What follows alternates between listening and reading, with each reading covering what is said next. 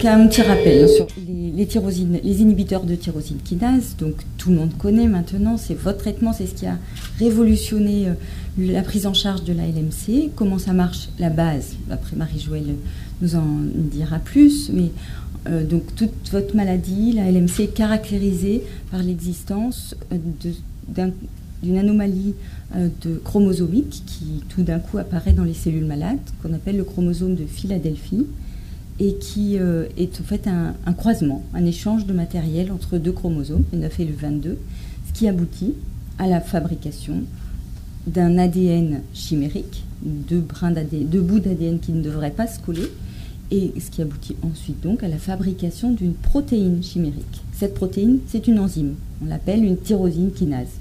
Et qu'est-ce que fait cette tyrosine kinase? En fait, elle allume beaucoup de signaux dans les cellules hématologiques, ce qui fait que ces cellules fonctionnent beaucoup trop vite, mais fonctionnent initialement normalement, et ce qui rend la maladie chronique. C'est-à-dire que le diagnostic est fait souvent tardivement, puisque les patients ont beaucoup de globules blancs, mais se défendent bien contre les infections, fabriquent des plaquettes normales, donc ne saignent pas, fabriquent des globules rouges qui transportent l'hémoglobine, donc ne sont pas essoufflés. Donc finalement, le diagnostic est souvent effectué un peu tardivement, mais chez beaucoup de gens, par une maladie juste proliférative, les cellules poussent. Et qu'est-ce qui se passe en fait? C'est qu'on a découvert des médicaments qui bloquent de façon spécifique cette enzyme. Donc ce sont des inhibiteurs de tyrosine kinase, et la LMC a bénéficié du premier inhibiteur de tyrosine kinase. C'est en fait, donc on les appelle ITK. Donc c'est des médicaments qui sont ciblés spécifiquement contre des cellules malades et qui sont la base actuelle du traitement de la LMC. Et ils sont initiateurs d'une nouvelle ère de la médecine. Ils ont révolutionné le pronostic de la LMC, certes, mais maintenant révolutionnent l'ensemble de la prise en charge en cancérologie et même notre mode de pensée, puisqu'on traite plutôt des mécanismes que des maladies. Si deux maladies ont le même mécanisme, on peut être amené à utiliser le même traitement. Voilà, les ITK qui ont révolutionné le pronostic de la LMC. L'historique, c'est ça, avant les années 2000, donc l'évolution naturelle de la maladie, une phase chronique qui durait en moyenne 3-5 ans, puis 12 à 18 mois de phase accélérée, et au fur et à mesure que s'accumulaient des anomalies, des multiplications cellulaires, la maturation des globules ne s'effectuait plus, et c'est ce qu'on appelle la phase blastique de la maladie, c'est-à-dire la maladie se transformait inexorablement en leucémie aiguë, assez difficile à soigner. Après 2000, arrivée des ITK, la maladie est devenue une phase chronique, révolution du traitement et de la prise en charge. Tout d'un coup, on va prendre en charge une maladie chronique avec de nouveaux objectifs et de nouvelles problématiques. Donc, nouveaux objectifs, la réponse, bien sûr, c'est notre objectif premier, nous soignants. On veut permettre aux patients d'avoir une survie au long cours, et on connaît maintenant des marqueurs de réponse au fur et à mesure du traitement qui vont nous indiquer que finalement les patients vont avoir une espérance de vie quasiment similaire aux gens non malades. Donc on cherche à avoir absolument ces marqueurs au fur et à mesure du traitement. Donc nouvel objectif, l'absence de toxicité. Qui dit traitement long cours dit absence de toxicité. Si on limite la qualité de vie au point que la vie soit insupportable, si on a des toxicités gravissimes qui rendent tout d'un coup le pronostic même vital engagé, enfin voilà, le but n'est pas là. Actuellement, on obtient chez certains patients des réponses si profondes qu'elles permettent elles permettent un arrêt de traitement, et c'est un nouvel objectif qui est apparu petit à petit depuis 2005-2006. Objectif, mais ne pourrait-on pas viser l'arrêt de traitement à une majorité de patients? Quels patients? Définir quels patients? Comment augmenter le nombre de patients qui peuvent bénéficier de cela? Donc c'est la recherche, c'est ce dont vous devez vous parler, François-Xavier Mahon. Ensuite, nouvelle problématique d'une maladie chronique. Observance. Donc Mila nous en a parlé, oui, 30%, c'est bien vrai. Dans toutes les études, enfin, je vous montrerai les chiffres, mais c'est la moyenne d'observance au traitement, c'est-à-dire de prendre à peu près bien son traitement. C'est C'est 70% des patients, et il y a 30% des patients qui ne prennent pas suffisamment leur traitement, donc se mettent en danger vis-à-vis de leur réponse. Nouvelle problématique vis-à-vis de la maîtrise du coût, la santé. Les patients vont être amenés à prendre très longtemps des médicaments onéreux, vous le savez tous, donc on n'a pas le droit de faire mal notre métier, de traiter à moitié, de ne pas donner les bonnes molécules, de ne pas les arrêter si on peut les arrêter. Donc c'est une réflexion permanente et qui est en train de se mettre en place sur la première étude d'arrêt de traitement qui est française, qui s'appelle le STIM. Il y a toute l'impact financier du STIM, c'est-à-dire dû à l'arrêt de traitement chez peu de patients par rapport à la cohorte française, l'impact financier est énorme. Donc en fait, on étudie tout ça. En fait, nouvelle problématique, là aussi, la qualité de vie.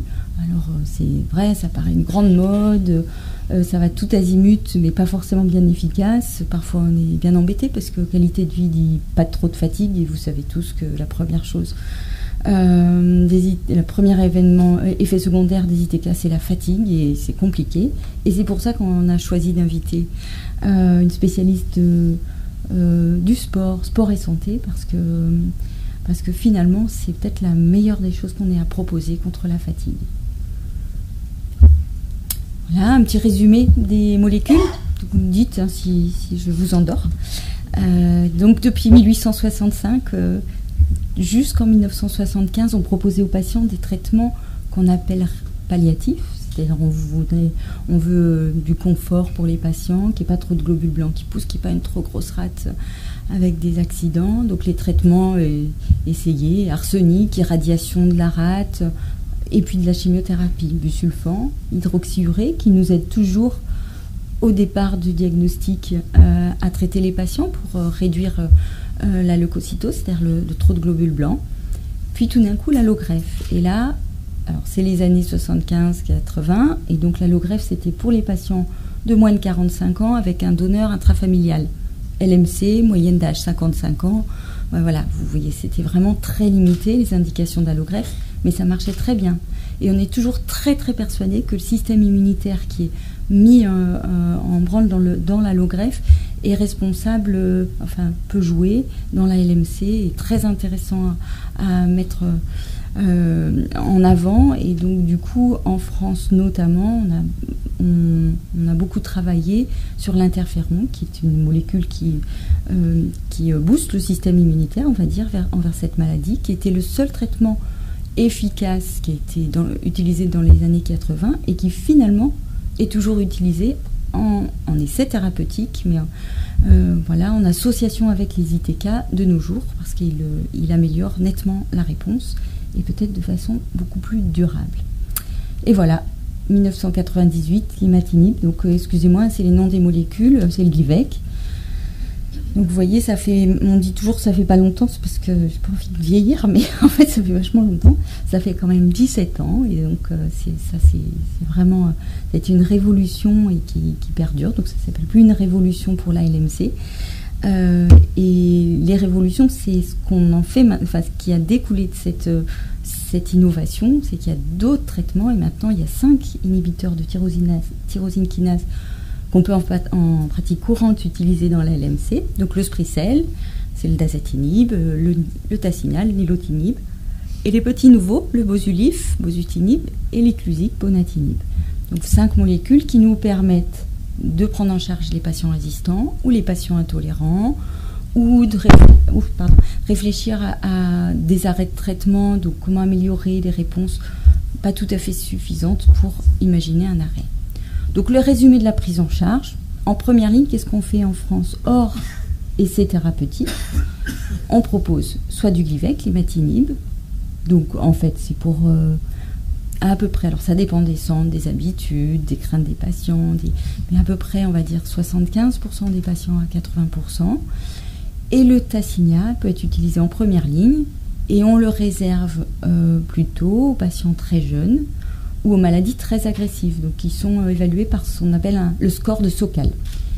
bien sûr, s'il n'y a pas de facteur de risque d'événements indésirables au Tasigna, parce que, comme vous le savez peut-être, comme je vous expliquerai un petit peu, c'est un médicament qui a plus d'effets secondaires potentiellement graves que le Glivec. En deuxième ligne, ça veut dire après qu'on ait essayé le Glivec et qu'on veuille changer de traitement, ou en troisième ligne, donc après deux lignes, qu'est-ce qu'on peut utiliser? Donc pour réfléchir à ce qu'on va utiliser, on regarde bien sûr la réponse. C'est pas pareil d'être en échec de traitement que d'être intolérant à un traitement. Quel type d'intolérance? On questionne les patients sur l'observance, puisque la première chose à faire, c'est d'améliorer l'observance avant de se précipiter sur un changement de traitement. Et on regarde les effets secondaires attendus du nouveau traitement qu'on peut utiliser. Voilà. Et donc tout ça fait un petit cocktail. On réfléchit fort ou pas, et puis on met, si possible, oui. On réfléchit avec le patient. C'est une décision commune, c'est un événement important, presque plus que la première ligne où sur le choix thérapeutique. Les patients ne connaissent pas encore bien leur maladie. Et sur la deuxième ligne, ils sont enseignés, on réfléchit ensemble, ils ont vécu plus ou moins difficilement avec leurs médicaments de première ligne. Et donc tout ça fait qu'il faut prendre la décision ensemble. Et parfois longuement. Donc Mina vous racontait son parcours, elle a mis 1 an à bien vouloir changer de ligne de traitement. Mais voilà, on l'a fait sereinement après 1 an. Les 3 autres lignes, donc Spriccel, Bosulif et Iclusig indiquées. Ensuite, il y a quand même d'autres choses, et puis d'autres choses qui concernent des niches, plus ou moins niches, et qui vont peut-être être développées. Donc l'interféron, je vous en ai parlé. Donc il y a un essai, il y a des essais qui courent avec l'interféron en France depuis longtemps, initialement avec le Glivec, puis avec le Spriccel, puis actuellement, avec le Tasigna, puis le Spriccel, et actuellement sur une phase randomisée, c'est-à-dire tirée au sort, on propose aux patients soit du Tasigna seul, soit du Tasigna avec l'interféron, parce qu'on a eu de tellement bons résultats. Quand on a essayé sur quelques patients dans un protocole de phase 2, qu'on veut pouvoir montrer que c'est quand même franchement intéressant en début de traitement d'associer de l'interféron. Pour les patients réfractaires, pour certaines mutations, on propose l'omacétaxine, qui est une sorte de chimiothérapie qu'on connaît depuis longtemps, mais qui finalement est efficace et particulièrement efficace sur les LMC avec des mutations T315I, qui sont des mutations qui rendent la LMC sensible uniquement au ponatinib, mais parfois on ne peut pas le donner, ou parfois ça ne marche pas. Et donc on a cette possibilité d'omacétaxine qui nous permet par exemple d'amener les patients à la greffe, ou même de reprendre, quand la mutation est partie, un ITK ensuite. La greffe, toujours, ça existe chez les patients réfractaires, intolérants à tout, ça arrive de temps en temps. À l'IPC, il y a 1 ou 2 patients par an greffés pour une LMC, et ça marche bien. C'est des greffes avec moins de toxicité qu'auparavant. C'est sûr qu'il y a plus de risques qu'un traitement par ITK, mais c'est vraiment une solution qui peut être proposée maintenant jusqu'à 70 ans environ, avec succès. Et enfin, les traitements innovants. Donc je ne vais pas vous parler trop des traitements qui ciblent la cellule souche. Ce serait Annie Durand qui devait nous en parler. Je suis désolée de son absence aujourd'hui. C'est des gros contretemps pour les médecins absents, et ils sont désolés. Cependant, c'est vraiment l'espoir. Cibler les cellules souches, parce qu'on peut se débarrasser imaginer se débarrasser de la maladie en ciblant cette cellule souche. Je vous en parlerai 1-2 secondes après. Voilà. Donc en gros, quand même, pourquoi on fait tant de recherche, tant de travail de qualité de vie, sur une maladie qui, de loin, et souvent, moi je l'entends comme médecin travaillant en cancéro, en hémato, les patients qui ont des leucémies aiguës, etc. On me dit, mais trop facile la LMC, trop facile. Non, c'est pas facile. Oui, c'est beaucoup mieux mais heureusement qu'il y a 15 ans, mais justement, il faut faire encore mieux, parce que on a plein d'outils, on a compris plein de choses. C'est une maladie modèle, donc en plus toute la cancérologie s'en sert. C'est une maladie simple à travailler, parce que c'est du sang, donc on fait un prélèvement, on suit la maladie, on fait la moelle, mais c'est un peu désagréable. On a du matériel pour pouvoir faire avancer les choses. Et quand même, il y a 15% de non-répondeurs. Il y a des patients qui perdent leur réponse après l'avoir obtenue. On sait qu'on peut arrêter le traitement, donc on veut l'arrêter à plus de patients pour le risque en moins. Enfin, vous voyez, si on prend un traitement 10 ans, c'est pas comme si on prenait un traitement 30 ans, surtout qu'on ne sait pas ce que donnent ces médicaments après de plusieurs décennies de prise. Donc on vise l'arrêt de traitement pour un plus grand nombre. Et enfin, avoir des alternatives en cas d'intolérance, parce que c'est un problème majeur. Environ 35% de patients sont intolérants à leur traitement.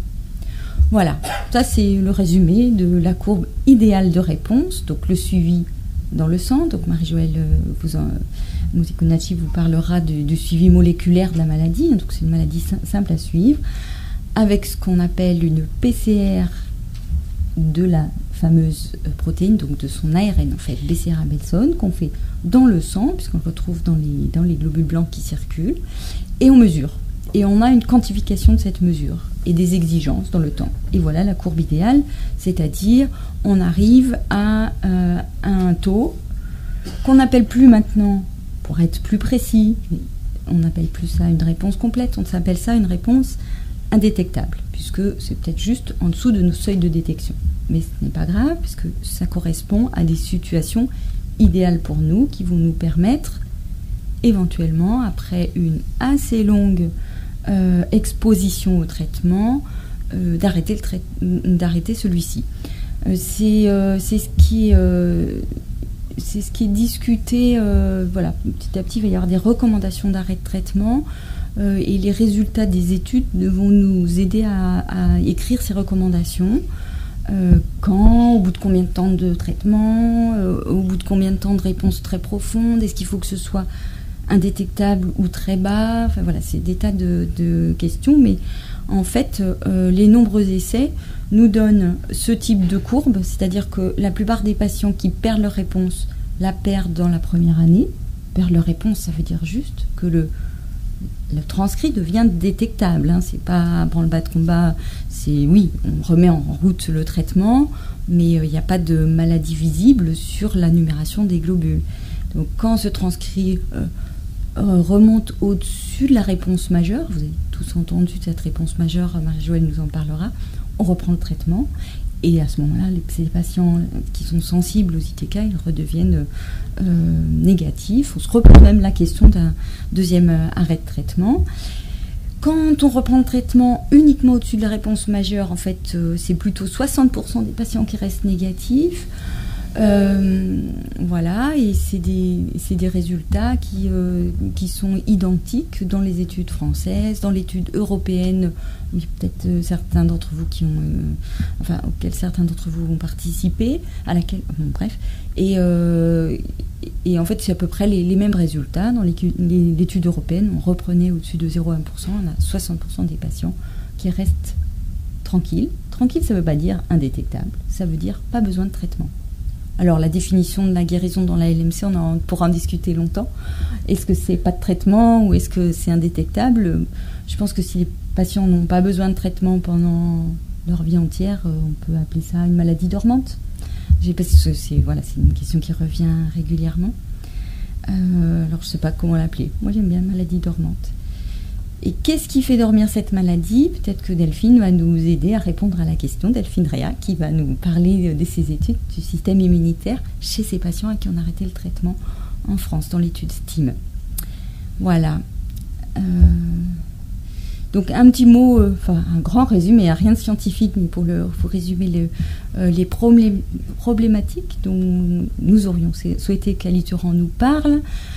Ciblage de la cellule souche leucémique. Alors déjà, pourquoi cette recherche ? Donc les cellules souches leucémiques, c'est des cellules très immatures qui, toute la vie, peuvent redonner des cellules leucémiques et qui se multiplient très peu et donc qui sont très peu sensibles aux ITK puisqu'elles fabriquent peu de protéines, donc les médicaments ne les bloquent pas.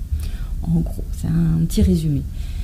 Ceci dit, idéalement, si on tue les cellules souches, on se débarrasse définitivement de la maladie. C'est plus, s'il y a une autre approche du traitement de la maladie, pas par en bas pour tuer tout sauf les cellules souches, mais vraiment à la source, tuer les cellules souches.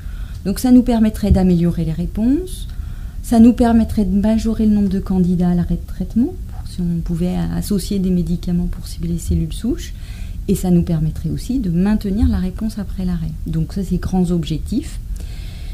Alors sur quoi s'appuie la recherche? Sur quoi va-t-elle travailler? Sur les propriétés biologiques particulières des cellules souches. Donc vous avez peut-être tous entendu le petit buzz médiatique sur ce qui est sorti sur l'antidiabétique qui cible la voie STAT il y a une quinzaine de jours. Mais il y a d'autres voies ciblées. Enfin, on connaît de mieux en mieux ces cellules, mais c'est des cellules difficiles à travailler. Elles sont très en petit nombre. C'est vraiment des cellules difficiles. C'est des cellules qui vivent dans un environnement particulier, dans la moelle osseuse, qu'on appelle une niche, et on peut travailler sur l'environnement. En modifiant l'environnement, on sait qu'on va aussi modifier le comportement des cellules souches. Et c'est des cellules qui restent sensibles au système immunitaire. Et je vais vous parler de l'observance au traitement, parce que ça, c'est je pense que c'est fondamental. Je vais aller un petit peu vite, mais insister sur les points importants. Vous avez déjà entendu 30%, ça, c'est le point important. Alors, la définition de l'observance. Actuellement, définition de l'Organisation mondiale de la santé 2014, c'est l'adéquation entre le comportement du patient, médicalement parlant, et les recommandations d'un soignant. Et donc, concernant le traitement de la LMC, ça veut dire quoi?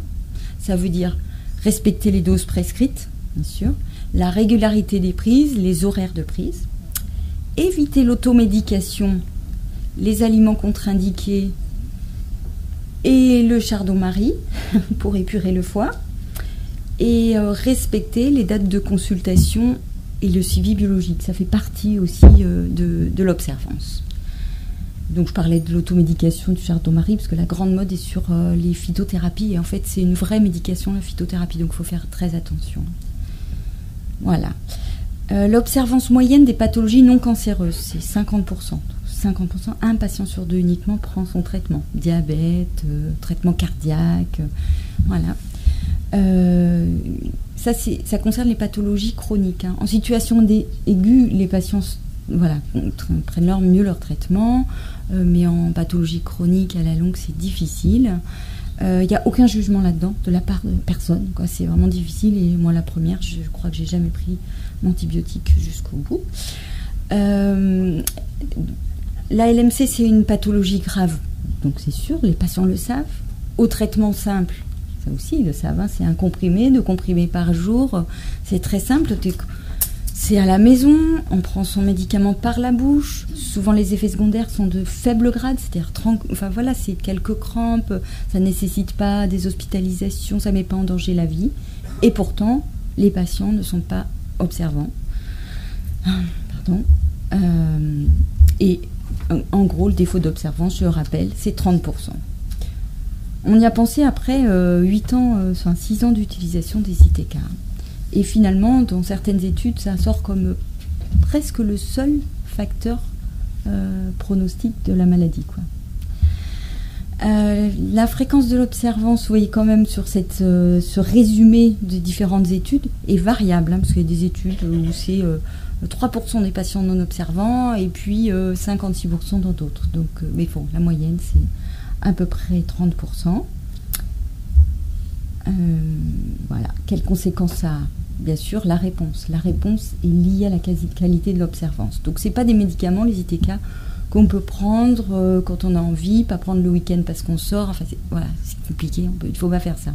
En fait, puisque la réponse est directement reliée à l'observance, et le seuil à partir duquel on risque d'avoir une perte de réponse cytogénétique si on n'est pas en réponse moléculaire majeure, enfin bref, le seuil important, c'est de 3 oublis par mois.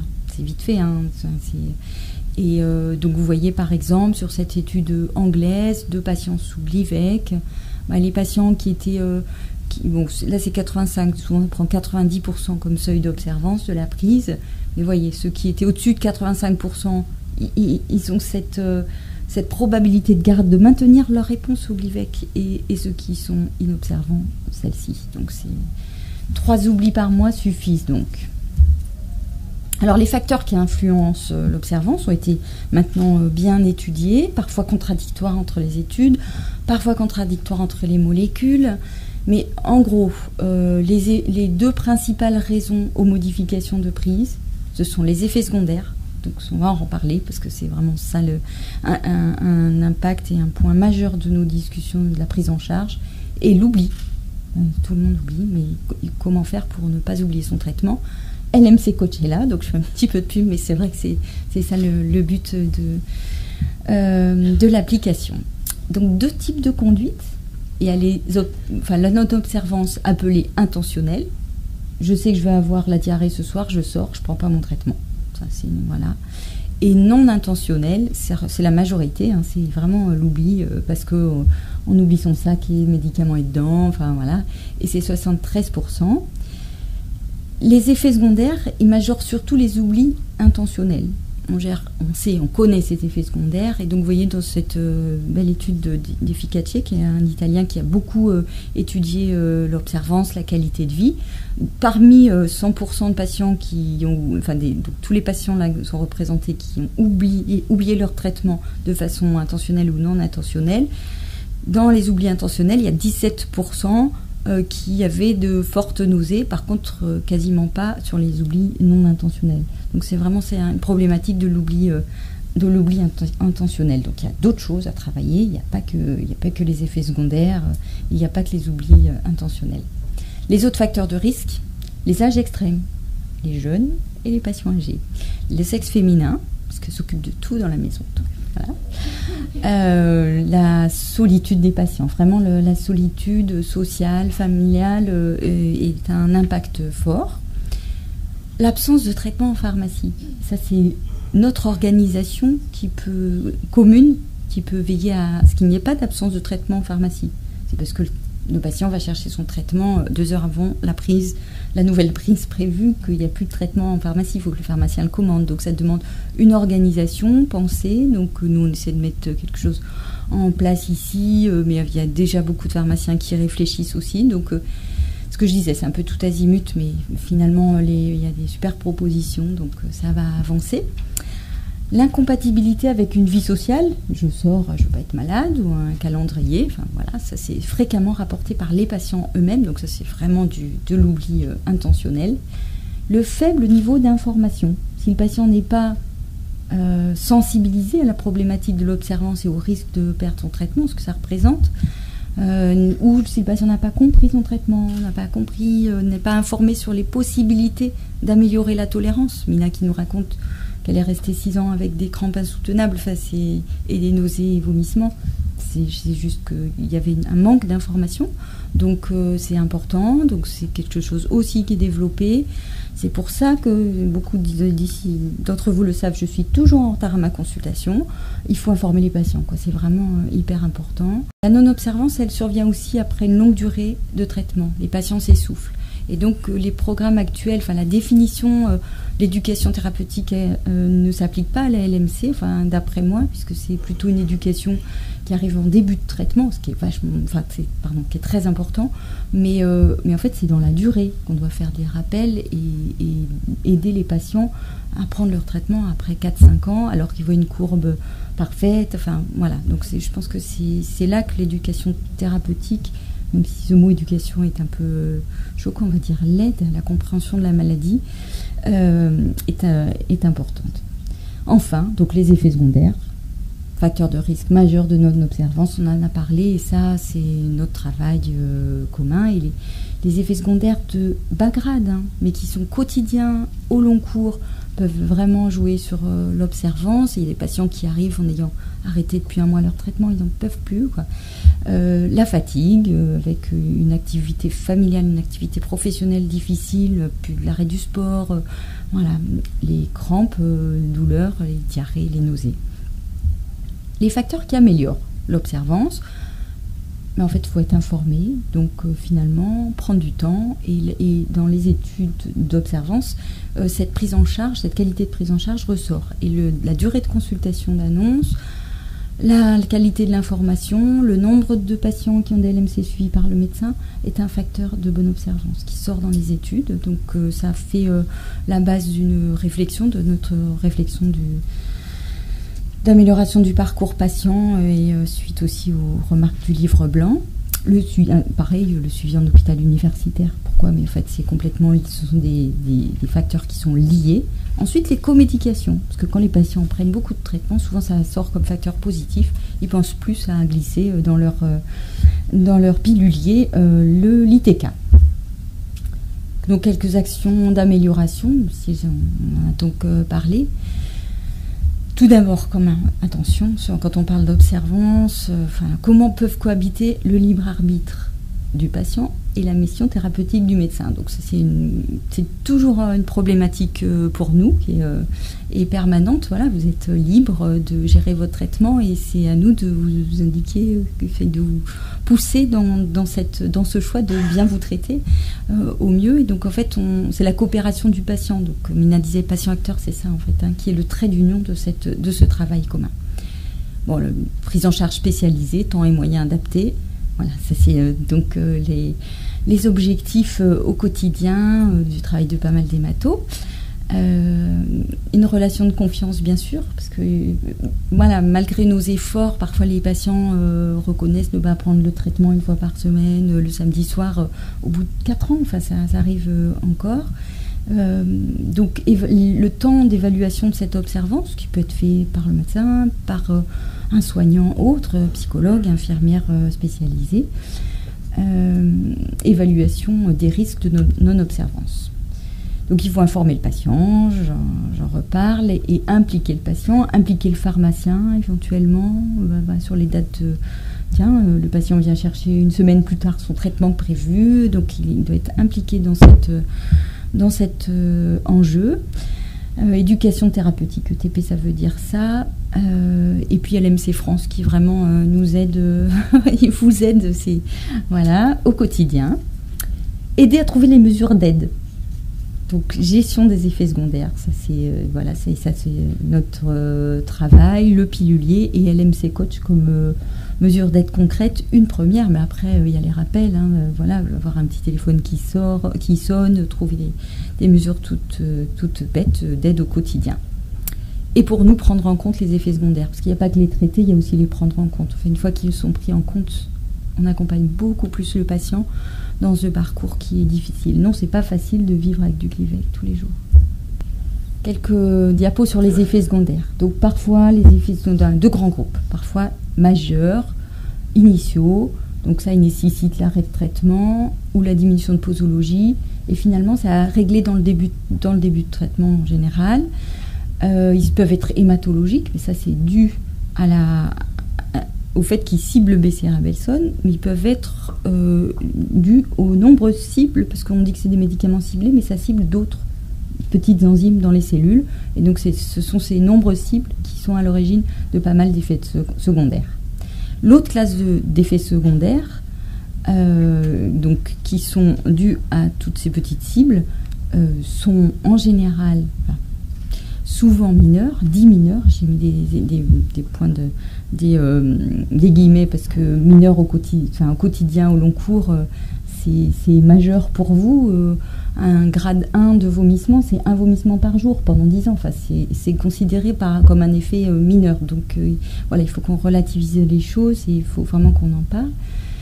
Donc ils sont souvent off-target, c'est-à-dire hors cible BCR-ABelson, dont je vous parlais. Et ils affectent la qualité de vie, énormément, l'observance, on vient d'en parler. Ils peuvent entraîner un changement de traitement et ils sont parfois majeurs. Donc tout le monde sait maintenant que pour certains médicaments apparaissent au bout d'un certain nombre d'années des effets secondaires importants, graves, comme les thromboses, les épanchements ou l'hypertension artérielle pulmonaire, les épanchements récidivants. Donc il faut déclarer ces effets, il faut être vigilant. Et Dominique Marinenki, merci, nous développera le moyen de développer cette pharmacovigilance. C'est très important. Donc ils sont souvent dose dépendants, mais parfois simplement terrain dépendants. Chacun métabolise différemment les médicaments. Donc il y a beaucoup de travail à faire dessus, et notamment sur les les polymorphismes, les différences entre les mécanismes de métabolisation, de destruction du médicament différents entre chacun. Je ne vais pas m'étendre là-dessus, vous les connaissez, c'est les effets secondaires des principaux médicaments, mais donc je vous ai groupé en haut les effets secondaires qui peuvent être chroniques, pas très graves, mais au quotidien, et donc finalement nous faire modifier quand même le traitement parfois tellement ils sont récidivants, avec les grandes classes. Donc ça, je vous rappelle, c'est Sprycel, le Glivec, le Tasigna, l'Iclusig et le Bosulif. Et les vraiment qui sont très spécifiques et parfois graves, diarrhée, douleur musculaire, Glivec et Bosulif pour les diarrhées, les thromboses artérielles pour le Tasigna et l'Iclusig, et l'hypertension artérielle pulmonaire, donc une hypertension dans le petit système droit du cœur-poumon, qui est grave, réversible à l'arrêt du traitement, mais qui pas forcément complètement réversible et qui a un autre effet secondaire grave. Voilà, donc je vous ai mis des images. Voilà, c'est des images. L'épanchement pleural, donc, et puis la thrombose d'une artère rénale. Donc ça, en fait, finalement, en arrêtant le traitement un peu de corticoïdes, ça part, alors que ça fait beaucoup plus peur que ça. Et ça fait monter la tension parfois avec des risques vitaux. On est obligé de mettre un stent, ça peut se reboucher. Donc là, il y a un vrai risque sur une thrombose. Voilà, et là, j'ai mis toutes les cibles, vous voyez, des petites molécules dont je parlais. Il y en a encore plein d'autres. Donc, c'est pas si simple, en fait. C'est des thérapeutiques pas si ciblées que ça. Et du coup, petit à petit, on s'aperçoit que le fait que ça bloque d'autres cibles, ou ça en stimule d'autres d'ailleurs, éventuellement, peuvent jouer sur les effets secondaires et aussi l'efficacité d'ailleurs. Et donc, vous voyez, voilà, Becerra-Belson, la cible, elle est là. Et finalement, tout le reste, c'est du hors-cible. Voilà, en résumé, les effets secondaires, parfois de haut grade, donc dangereux, diminuent la qualité de vie, non seulement par l'intensité, mais par leur répétition, leur chronicité, risquent de diminuer l'observance, et représente la cause principale de changement de traitement dans certaines études, pas dans d'autres, mais voilà, c'est entre 5 et 15% des arrêts de traitement, donc c'est 20%, donc c'est important. La qualité de vie, on en parle sur les effets secondaires, mais il y a une chose dont je ne vous ai pas parlé, elle est aussi liée au ressenti des patients, parce que ça, on n'en parle pas souvent. Ça, c'est indépendant du type de médicament. Enfin, ceci dit, ça peut être relié complètement à l'impact physique du médicament, hein, bien sûr. Et on n'a pas trop le temps de s'occuper du ressenti. Voilà. Et pourtant, ça rentre complètement dans le champ de la qualité de vie. Et donc, ça doit être pris en compte. Et une altération du ressenti, voilà, un syndrome anxio-dépressif, pour faire simple, secondaire à une maladie, fait partie d'un effet secondaire, c'est un effet secondaire du traitement ou de la maladie, ça doit être pris en charge. Et donc, c'est des équipes pluridisciplinaires qui peuvent nous aider. Et donc, ça va être l'objet de tous les débats de cet après-midi. Donc, voilà, je suis très contente que l'après-midi, de tout le déroulé de l'après-midi et des intervenants. Donc en gros, axe du plan Cancer 3 2014-2019, comment préserver la continuité et la qualité de vie tout en traitant efficacement la LMC. C'est finalement le résumé, l'accompagnement des patients, le traitement des effets secondaires, passant par une prise en compte des effets considérés comme mineurs, ça c'est important, et l'évaluation des effets secondaires tout au long de la vie du médicament. Et ça, c'est la pharmacovigilance. Voilà, en gros, grand pas franchi, il reste à construire. Donc voilà, j'ai mis en bref tous les petits mots importants du topo. Et puis merci à l'MC France.